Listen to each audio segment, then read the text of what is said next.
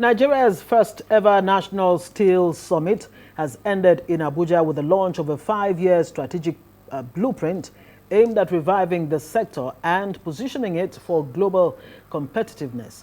The plan outlines clear targets, funding strategies, timelines, and monitoring frameworks to ensure transparency, drive investment, and boost productivity. Arise News correspondent Anthony Momodu reports. And that was as a result. The summit marks a renewed push for industrialization through steel, with the Minister of Steel Development, Audu, announcing that within 6 months, Nigeria's strategic plan will kickstart the revitalization of the Ajaokuta steel plant, the national iron ore mining company. 5-year blueprint to guide our step towards productivity, global competitiveness, and sustainability that will take us to year 2030. This plan would define targets, timelines, funding strategies, and monitoring frameworks to ensure accountability and measurable results. Audu highlights energy security, infrastructure financing, public-private partnerships, and skilled manpower as critical to building a competitive steel industry. We must complete the Ajaokuta steel plant and revive the National Iron Ore Mining Company, NIOMCO,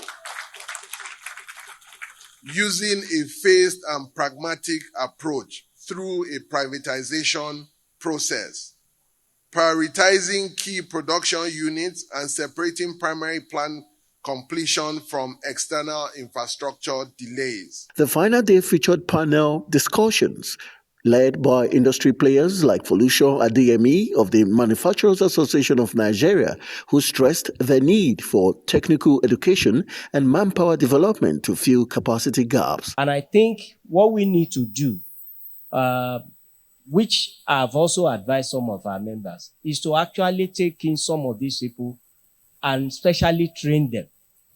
Because what some companies are saying is, it's another huge expense for them to start training somebody who comes out. You have somebody who graduated first degree engineering. Perhaps the gentleman or the lady have not even touched any machine. Stakeholders agree that the blueprint, if properly implemented, will promote accountability, reduce corruption, and position Nigeria as a regional steel powerhouse. Anthony Momodu, Arise News. And the Minister of Steel Development, Prince Rival Abubakar Audu, who was on Arise Primetime, stated that President Bola Tinubu is doing everything possible to position the country as an industrial powerhouse. Bola Ahmed Tinubu has a vision to transform Nigeria into an industrial powerhouse, like you rightly mentioned. Part of the president's desire to grow the economy to $1 trillion by 2030 in 5 years is hinged on the steel sector, which is the bedrock for industrialization. It can help us to achieve that. It's also a sector that can create hundreds of thousands of jobs. We're also targeting to create about 500,000 jobs by 2030, both direct and indirect jobs. And you know, the measures we're putting in place, the several measures that we're putting in place is going to help us to work towards achieving that within the shortest possible time. Let's just briefly tell us the measures before we go to the question of the debt I just mentioned a while ago. Yes, we're doing a number of things. If you look at the legacy assets, steel assets that were privatized in the early 2000s that have been dormant and haven't been working, the president has given us a mandate to revive those steel plants and steel assets, and we're working very hard on Ajaokuta, on National Iron Ore Mining Company, on Delta Steel, which is now called Premium Mines and Steel, on Aluminium Smelter Company of Nigeria, and on the steel rolling mill. So on those 5 key assets and key components, we're working very hard as a federal government to make sure that those legacy steel assets are back on track within the shortest possible time. Nigeria, I hope I'm correct. If I'm wrong, you tell me. Nigeria has about 21 steel mills, right? The total bouquet of steel companies, including steel mills, fabricators, everything is about 92, 95, so about 100. But for steel mills to specific, as a subset, you are probably right, around 20-something. 21, okay. Yes. But it finds it difficult to fully exploit its potential for industrial development due to what you have called, I think it was during the summit, operational integrated steel plants as off-takers. You want to explain that? Yes, so basically what we're saying, operational integrated steel plants as off-takers, is that once we produce iron ore from the ground, backward integration, we need to be able to have steel companies, locally based steel companies that can uplift some of this iron ore, dolomite, clay, and things like that can now be converted into, iron ore with a proper backward integration process. One or two companies are doing that, but it's very, very limited. So we want to create policies and framework that would ensure that happens on a larger scale. And say, okay, resources were not particular. It was just to keep it afloat. Yes, it was even just though it was not in use. Correct. It was to keep it afloat, primarily to prevent it from sinking as a steel plant. Which should have been a which would have been outcome. Yes, which would have been. So it's the lesser of the two evils. Evils, like you put it. Yeah. Well, despite our vast natural endowments in iron ore, limestone, and coal, Nigeria imports over 90% of the steel it consumes. That's a very high figure. What efforts have you made or plans to change this narrative? Well, as you pointed out, or as you referred to very briefly on the National Steel Summit, we had an inaugural National Steel Summit, the first in our history in Nigeria, yesterday and today, yes. It lasted 2 days. The Vice President of the Federal Republic of Nigeria, Senator Kashim Shettima, represented Mr. President. I had my colleagues at the Federal Executive Council also present. And basically, the idea was to set a roadmap and a blueprint. We issued a communique at the end of the session, basically to provide a direction in terms of where we would like to take the steel industry to.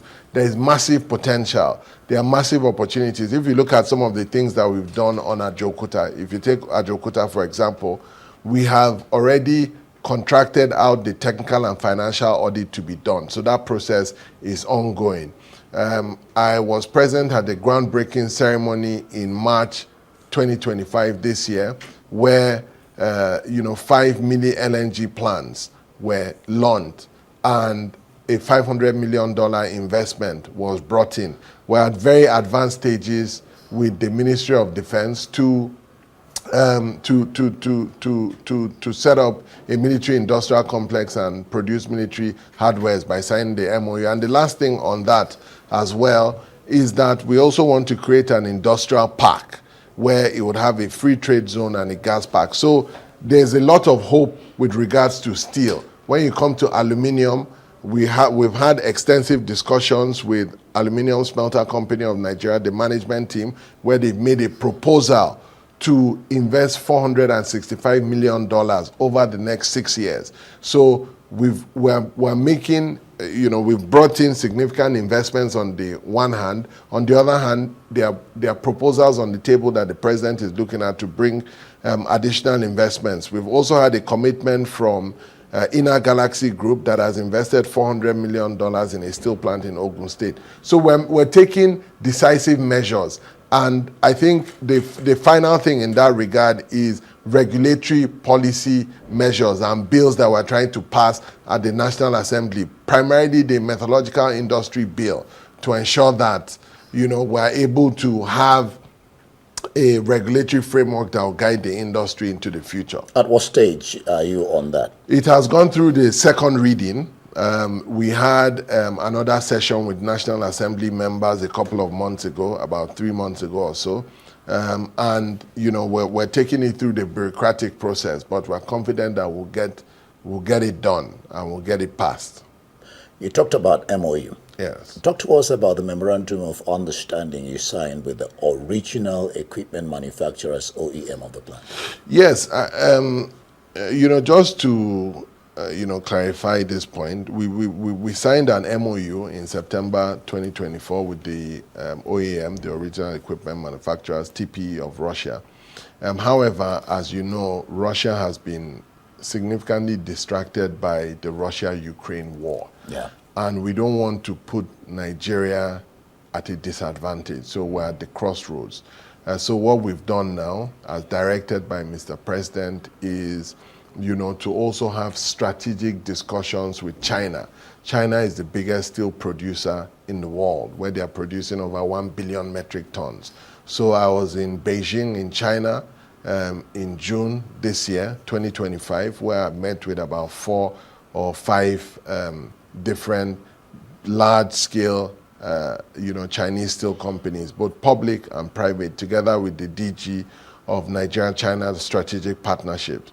And we're having ongoing conversations where at the end of the process, we'll present all the options to Mr. President to make a decision that is in the best interest of Nigeria. So we're not putting all our eggs in one basket. Yes, we signed an MOU, but it's an MOU. We're having strategic discussions with China, whoever is going to give us money, because the federal government, as you know, does not have the resources to be able to revamp it.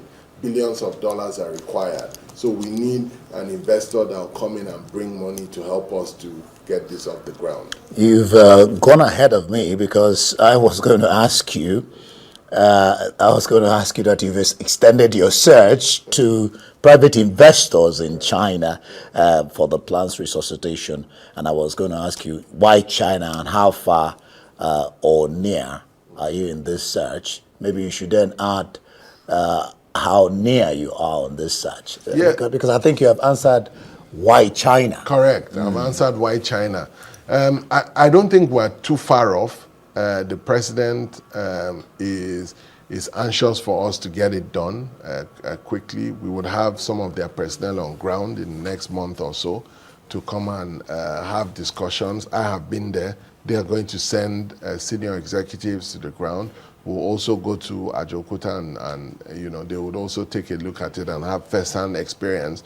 But we're confident that Ajaokuta can work. It's a massive project that is a game changer for Nigeria. That's what Nigerians want to hear. Yes, absolutely. Because it's been not brain drainer, it's been a resources drainer over the years. It's been quite unfortunate, for nearly 50 years. It was 98% complete, and the country turned its back on the project. 98% complete? 98% completed, yes. And then the country turned its back? And the country turned its back. What was the reason? The reason was there was no political will until this government came. After wasting so much wasting so much money, the federal government then, believed that there was no point investing money into steel production. That sounds almost preposterous now, but that was the view of the federal government when they decided to pull out of the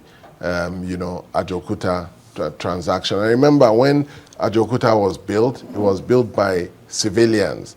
When the project, after the Shehu Shagari regime, there was a military takeover, and things that had to do with, military juntas and things like that. It also delayed or scuttled the project. So these were some of the challenges that we had.